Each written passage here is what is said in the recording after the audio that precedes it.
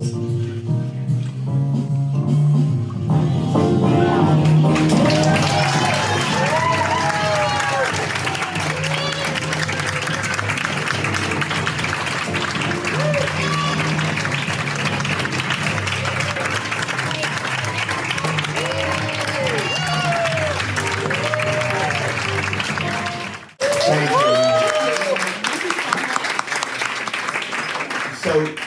before Sarah dives in and grills me on this film, I want to give, again, thank you to Swing 46. Also, I miss Samantha, who, if it wasn't for her coming through, this might have not happened, because we had to put this together last minute, because obviously this is in a movie theater. We're playing this in here. They don't tend to do film screenings, so it's wonderful. I also want to thank Ralph Giordano in the crowd, because he was a part of this as well. Every musician that was part of it, Michael, Nick, wherever George is, Paulo, wherever Paulo is, Ingrid up there, everyone that was a part of this, I appreciate so much. And it was a project that had a lot of interviews, a lot of pieces to it. So thank you to everyone also for being a part of this. Can we get one more round of applause for Jay?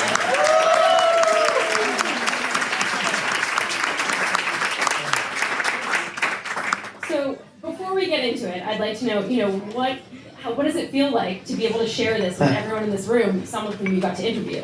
It's fantastic. It's also a little nerve-wracking, because this has played festivals before, and I know, when people watch this, people are willing to come out tonight. It means the world to me, because as I said before, it's 4 years.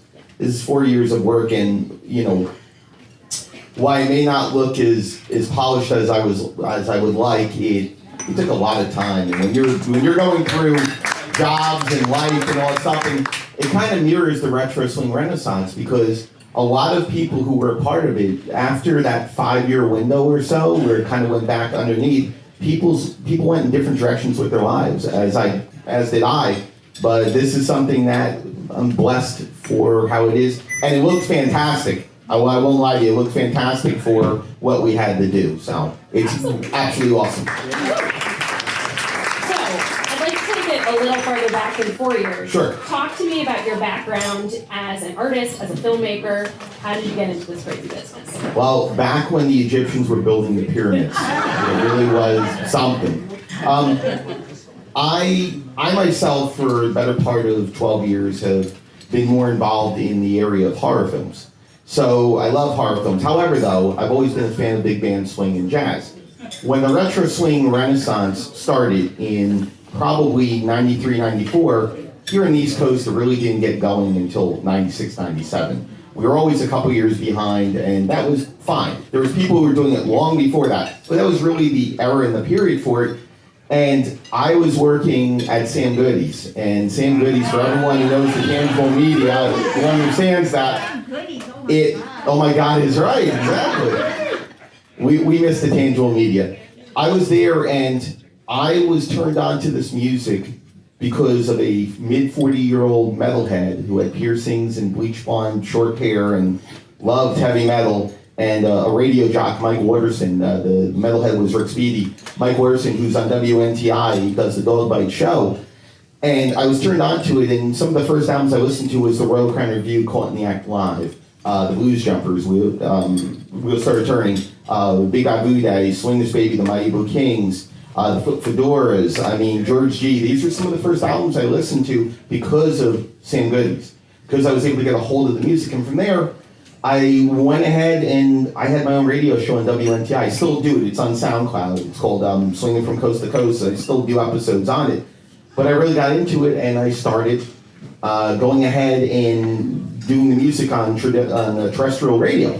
So it would play on 91.9, you'd hear it streaming. It was awesome. It was absolutely awesome to play the music of so many talented individuals. Go ahead, many decades later, I myself got into horror, and I would cover festivals, and I never really made films until the pandemic. For a lot of people, the pandemic was hard, and absolutely, including this place. For me, it wasn't that hard. And the reason why is because I came out of a relationship that had broken up, and I was kind of re-establishing my life. So I went back to film school. I went back to film school at Montclair State, where I graduated, where this was developed, and I started making films. And I got into a workshop with a professor, Beth B. If anyone's a fan of documentaries, she is a very extreme voice, but she's a very good voice, a good teacher. And so when it came to this, my final project actually started, where's Dave Post? Is Dave Post around here? Dave Post was around here. He is around here. He is around here, thank you, Dave. I did a 3-minute short documentary on Dave Post, and from there, the floodgates opened because I kind of reestablished the roots like so many did with the retro swing renaissance. I have over 400 CDs. I have a ton of stuff from it, including multiple pairs of two-tones, which I love. Exactly. So it allowed me to do this, and I developed it from a 3-minute short with Dave Post to a 5-minute one about Swing 46, which originally was about the telethon. So, you know, when the telethon was really interesting during 2021, and it ended up that I kind of took the idea, and because so many people had a bad pandemic, I wanted to do a love letter.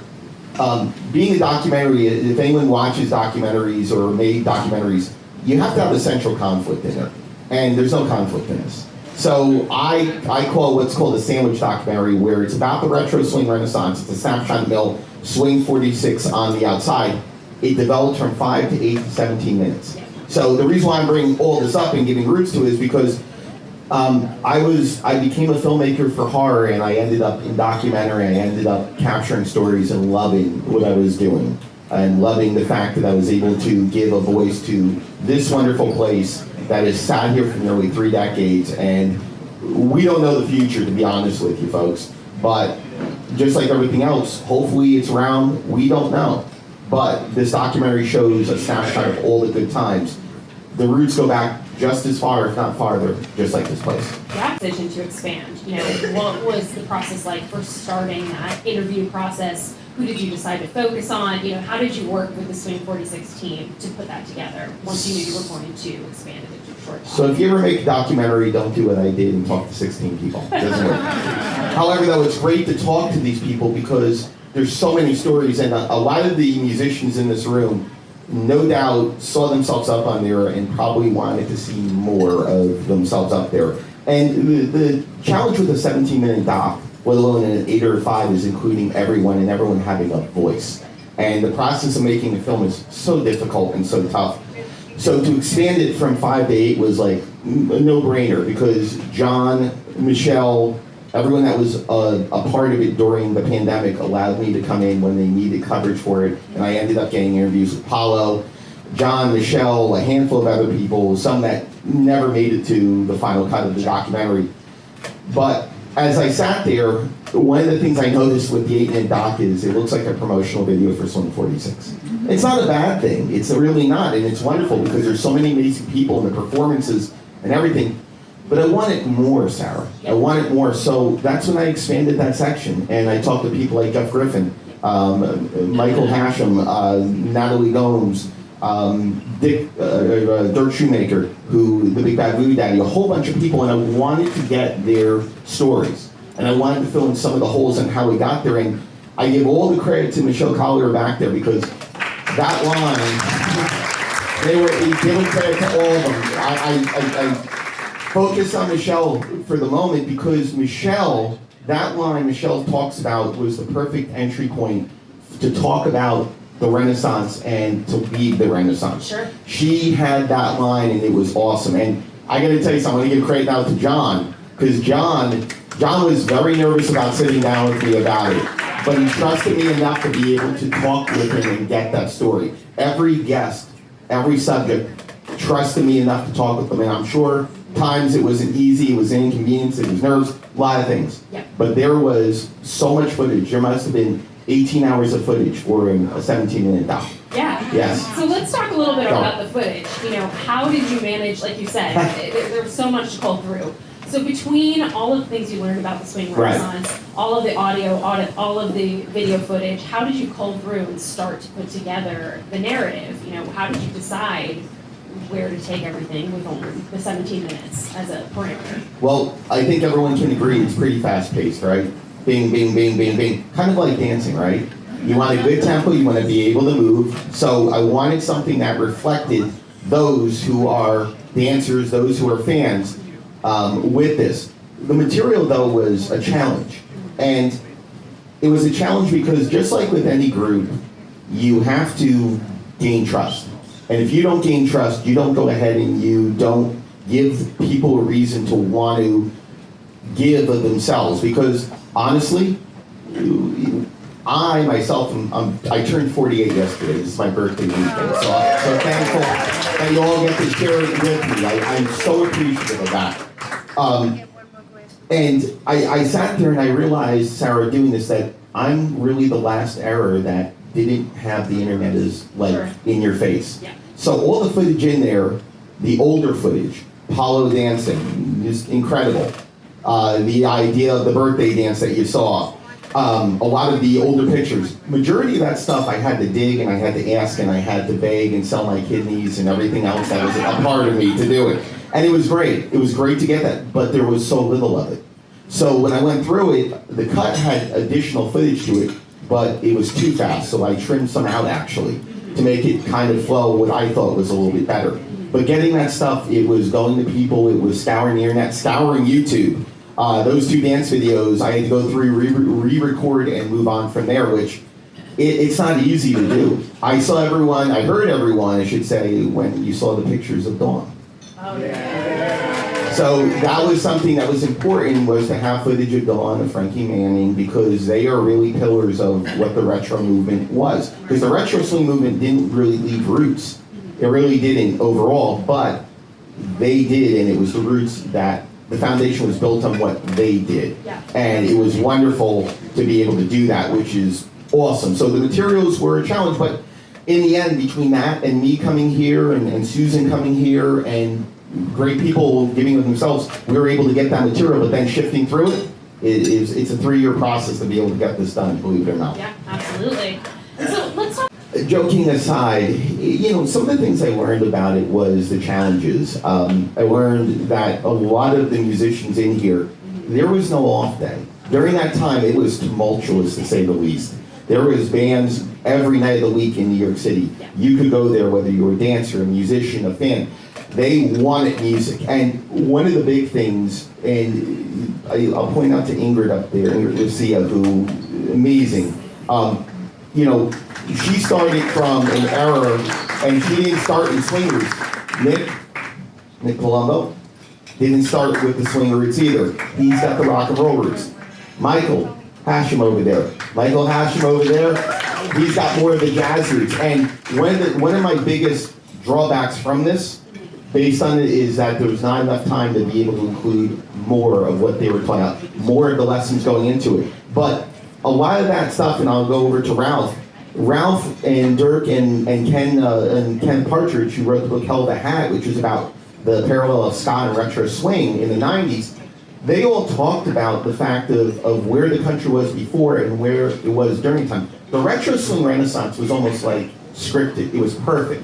We came out of a really terrible time, really terrible music, and we moved into an era where it was just perfect. Before the internet, where it wasn't so bad, economically, societal-wise, and it was a very inclusive movement, so it allowed people to be a part of it. So those were some of the things that I learned talking to them, along with the importance of places like this, where you could come 6-7 nights a week, at times 7 nights a week, and dance. And that's a quote that's straight from Paulo. You can just come and dance. You know, the aspect of, with Dave Post, the idea that Dave Post is hanging out back there, all the, 2-3 hours I think we sat down and talked, and his roots just in New York City alone, and how all those forms of music that influenced every single one of these musicians and dancers and fans created this hybrid form of music that for 4 or 5 years was king. Yeah, and do you think that there are conditions to bring another renaissance about? You know, you mentioned pre-internet. Do you think we'll ever be in that sort of blissful space again? It never went away. Yeah. It's living proof right here. Yeah. It never went away. It just became more grassroots, and it was the roots that really was there. 93, 94, as Jeff Griffin had talked about, you know, San Francisco and Los Angeles were doing it first, but it was going back to the 80s, Sarah, when this was doing, you know, it was doing. So it never really went away. It's still here in amazing musicians that play on this stage that I'm blessed to be able, with this project, to document. And I'm so thankful for it. But to be honest with you, something like that again, I'm not sure it could ever happen again. It was serendipity, Sure. as I put it that way. A moment in time. And so let's talk a little bit about the final editing process. I'm sure that's like choosing your favorite child. I have a full head of hair, folks. I had a full head of hair. It was a challenge because, forget about, step back from the final edit. Editing alone, putting all the pieces together, making sure, do you know every day of the week this week I had to for filmmakers, rendering means you're putting in that final cut. I had to render it every single day to make sure that something wasn't missing and everything was there for it. Because everyone in that project deserves the most respect that they can get for what they've done. But the final edit, was about the retro swing renaissance and Swing 46 and the importance of it and where it came from. Because without the retro swing renaissance, I'm not necessarily sure you have Swing 46. I know it could have gotten there, but it never, in my opinion, would have never been the club it was without it. And all the people that were a part of it, including many of you who have been here for the entire ride nearly 3 decades later. Absolutely. And I'd love to talk a little bit about something I noticed in the credits. You mentioned sound. You mean the 5-minute long credits? Yes, that is. We love to credit everyone. I noticed that you put sound a work in progress. And I know in our previous conversation, we talked a lot about musical rights and the challenges there. So I'd love to hear a little bit about that. My God. So, because everyone deserves the credit, even the YouTube links deserve the credit they do. Because nowadays, we live in a world where we rip things apart and we rip things off, and it is something that people don't pay for. So every piece of music on there, and there's a lot of generic music, as the original idea was to have a lot of retro swing music. When you have no money and less than no money, and it's a student project, it's not possible. So except for Basie's Boogie, George G at the beginning, I didn't really do anything. A lot of it is stock music, but everything is paid for. And so for me, when it comes to that, when it comes to sound is a work in progress. This sounded really good, but I'll be honest with you, it took many years to get it there. And there are people who are way smarter than me, but one of the things I wanted to do with this, Sarah, was I wanted to do this for the most part by myself. And I wanted to learn how to do it and be better at it, because one thing I learned going to film school, I didn't go to film school to become a filmmaker. I went to film school to be better at what I was as a journalist. And anyone who goes and has a job where you have something that you are good at but could be better at, you always take those steps. If you're a dancer, you go to different places and take on different partners and learn different dances. Paulo is a great example of that. He is an amazing, incredible dancer. He is incredible. And he came down here one day, from Boston, if I'm correct, if I remember our conversation, to here, and I use that, musicians. Nick, Dave, Michael, who else is here? George, wherever George is, a whole slew of them. I'm going to tell you something. It's incredible. It's just incredible what they've been able to do and how they continue to push themselves to be the best. And I'm going to go to Ralph real quick, because I've known Ralph longer than just about anyone in this room, him and his beautiful wife Thelma, when it comes to this. And I needed to include myself in there. I know maybe it's nothing, but when he brought up George G, and the first time I met you, I gotta tell you guys, that was almost 25 years ago, that picture of me behind the DJ thing was. So that was a long, long time ago. But getting back to the sound real quick, sound was a huge challenge, and getting the music where I wanted to be was absolutely a huge challenge, because I wanted to set that mood, because audio and sound, you could have the most beautiful picture. You don't have the sound for it, or at least something decent, it doesn't work. It doesn't work, it's not effective. So having that music, having that sound, and Basie's Boogie was always the opening for me walking up in my shoes to Swing 46 and presenting all those pieces that we put together with this. Absolutely. I'd love to talk a little bit about the festival circuit. What has it been like submitting? What has it been like showing at the festivals? Yeah. It's awesome, because amazing folks like you show up tonight to be a part of this when you could have done a million other things, as Michelle Collier puts it, in New York City. And I thank you for that so much. The festival circuit is exactly that, where you're going there, you're showing your story, you're around different people. It's been absolutely wonderful to be able to do the festival circuit and get into some great festivals across the country. Yes. It's more of a regional piece. This is something that doesn't apply for everyone, but it's definitely something that's incredible. And being part of all the festivals, winning at some of them, it's a great thing. Yeah. What is the audience feedback been like? Have you been able to connect with other filmmakers? The worst film ever. Terrible. It's been great, but people are honest. Did anyone come out here to critique the film tonight? No. No, I didn't think so. I thought you came to enjoy yourself. There are people out there who critique that are filmmakers and critics, and I'll be the first one to admit it can always be better. That's why work is. Sound is a work in progress. So there's always been people who are there, but it's always productive and feedback and creative criticism that you work off of and you try and be better. Yeah. Me through everything, including walking 25 minutes from 53rd, because we spent an hour going in traffic around and around today. So that is why I wasn't here at the beginning. My apologies, Susan's apologies for not being here at the beginning like we should have been. But with that being said, it's really kind of at a crossroads, Sarah. Sure. To make a feature film, any sort of film documentary narrative, it's so challenging. And I'm not sure at this point in my life, with my partner, I want to do a feature film. However, though, it's a possibility. It's funding. It's a lot of different things. And to be honest with you, it won't be a love letter. This is meant to be a happy film. To do a documentary film, you got to go there and you got to talk to people a little bit deeper and find out a little bit more. So, if not a film, maybe a book. We don't know, because one of the great things about this film and doing this process is archiving a lot of materials from people. So there's a lot of things that can be used in a story to tell what happened for Swing 46, for New York, because a lot of this happened in the major cities. San Francisco, Los Angeles, San Francisco, other cities, but those are the three prime ones. Yeah. And it can be a great story, whether it's a book or a film. Yeah, So I'd love to solicit questions from the audience. Please, feel tell free me. to raise your hand or Anyone just got stand up and questions? speak out. Go, Amazing. right there, please. So to be clear, did you do all the editing or did you? I did everything. Damn. Except for a couple interviews where I had the help of a cinematographer.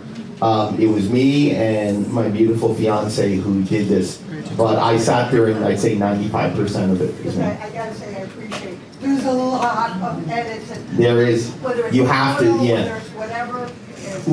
It's funny. It's funny you're talking about the criticism. One of the things that an editing professor saw, he said, you really need more materials rather than interviews. And I looked at it, and it was more interview subject heavy. And the problem is, it's great to hear from them, but you need to show what also makes Swing 46 Swing 46. A larger project's a different story, though. Anyone else up in the balcony? Go ahead. I noticed you focused it on the musicians and the music, Right. not dancers. Like dancers came from, I came from Washington D.C. where we did square dancing and contra dancing, and then we all moved to Zydeco and swing. So there's a whole progression of Absolutely. dancers as well as the musicians. Absolutely. I love the documentary. Thank you, and I appreciate that. And you know what? You're not the first person to say that. And I will say this: it was a challenge to get the dancers to talk about what it was. And it's nothing disrespectful. People have their choice not to want to talk about it. You didn't ask us. Ready? I love that, but to be honest with you, every Facebook group, every social media platform, I heard crickets just about. So for 2+ years, I went ahead to make sure I gave a voice for everybody. But it was definitely the aspect that is an area I agree with you with, could have been developed more. One of the reasons why I went and I talked with Natalie Gomes. Natalie Gomes, when she came to New York City from New Orleans, she talked, and we had a really good conversation about it. And same thing with Paulo, same thing with a handful of others. And I agree with you. And in the larger project, absolutely there needs to be more talking about. So it's not neglect by choice, it's neglect by the aspect of what was available. But thank you very much, I appreciate that. Sounds like you have people to interview for your next. Yes, maybe this will open the door for that, and Nat would love that. I would love that. So I would love, without a doubt, that. So. Any other questions? Any other questions? Yeah. It's not really a question, it's just... Go. It's just a statement to say that dancers like us and Yeah. I'm in the pits there. We all met here more than 20 years ago. My wife and I met here 22 years ago. There you go. And I'm so glad that you. I'm so glad you said, because that was something in the original cut that was missing, that element of the relationships. And that was something I wanted to make sure, even if it was briefly, because attention spans nowadays are not what they used to be. Not at all. It's real quick, it's impulsive. So to go from beat to beat to beat, it was something there. But stories like that are the thing that I love for it, and congratulations on that. I appreciate that. Go ahead. You said it took 4 years to do this. 4 years? No, it took a little less than 3, but this is 4 years right now. Go ahead. So there are a lot of pieces to it. You're doing the research, doing the interviews, Yes. piecing together a story, then doing the editing, mixing the sound, Yeah. Make getting the the rights. magic happen. Make it. I'm curious, which parts of it were most enjoyable? Which parts were most That's tedious? a good Like, question. which ones would you just never want to touch again? If you could focus on one thing that was most exciting. I'm going to say this. If I was to do this again, I would never do it the way I did it. Never. Even though I enjoyed it and I learned a lot, if it's not done right the next time, it's not done. That's how I feel about that. My favorite parts were doing the research, interviewing. I've done over 2,000 interviews. Wow. I've done it for horror primarily. So that people are like, oh, man. But these gentlemen and these young ladies in here, I mean, that was one of my favorite times of sitting down. And Jeff Griffin, who I went to a hotel in New York City where he was saying he was in for business in Minnesota. It was me with my, and by the way, I forgot to say this is all shot primarily on iPhones. Because there was no equipment during the pandemic, there was nothing available, and there was no budget. So this was shot on iPhones, so to be able to set it up and do everything myself with lights and stuff, that's what happens. Nick will tell you, we were in Susan's apartment, and Nick sat there, and we had a really good time with what we did. A lot of wine coolers. Right. A lot of wine coolers. You know? Old school. And Michael, we were in his wonderful apartment. Incredible. I saw that there's a very brief shot from my balcony. Yes, you're right. It's a blip of cityscape. Yes. And you would recognize that view. I was going to say, and when Mike was going in to change after, he looked so dapper doing the interview. I got a little footage from there, but I needed to also include some stuff from New York City. So getting footage, being able to walk through the city, walking through the city during the pandemic, getting footage of things when there wasn't 50,000 people walking around was also something I really enjoyed reconnecting. To be honest with you, without the pandemic, I'm not sure this would have ever happened. Anyone else? Oh, got one back there. Go. Hi. I just want to add something that I think is so significant sociologically, historically, about swing and about jazz. Sure. I remember many, many, many years ago when I was in college, I studied sociology of jazz. And they said that swing and dance was the first part of American history. With all the segregation and the racism, it was when people started to spontaneously integrate. Right. So it's the music, it's the dancing that brought us all together. Amen. So that's Yeah. And I'll piggyback off those words. Everyone in here tonight, you've been all brought together by swinging music and this place. So it transcends. Thank you for saying that. And as we wrap up, how best can everybody support the film? Oh, well, What's the best way to one day, whether it's a book or it's a film, there's got to be like a fan funding. So pay attention to Swing 46. You can find me, Jayky, or A Strange Man in the Film Land. That is the name of the production company. But when it comes time to say, listen, I'd like to sit down and speak with you, I'd like to get resources from you to show what this is, say okay. And be a part of it, because that's how the full story or a larger story comes out. So that's a big part of it. You can find us on social media and the trailers on there and all that stuff. And this will be up probably March of next year on YouTube. Awesome. Well, thank you so much. And please run the Thank you. Appreciate it.